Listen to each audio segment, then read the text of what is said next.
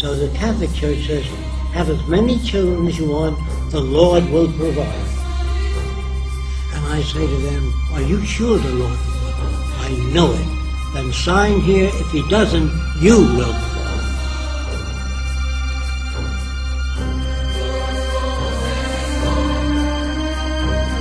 Then sign here. If he doesn't, you will provide.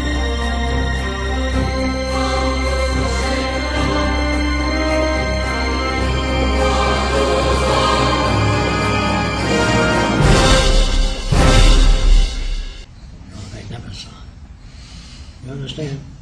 If you really believe in something, back it up, okay?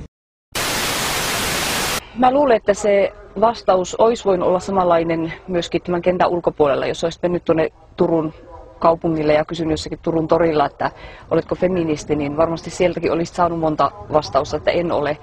Niin kuin liittyy vahvasti naisen ruumiiseen ja ruumiillisuuteen.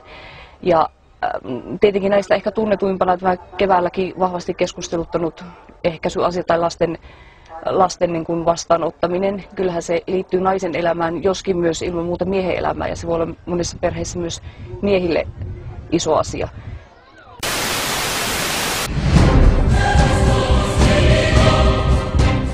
If you really believe in something, back it up, okay?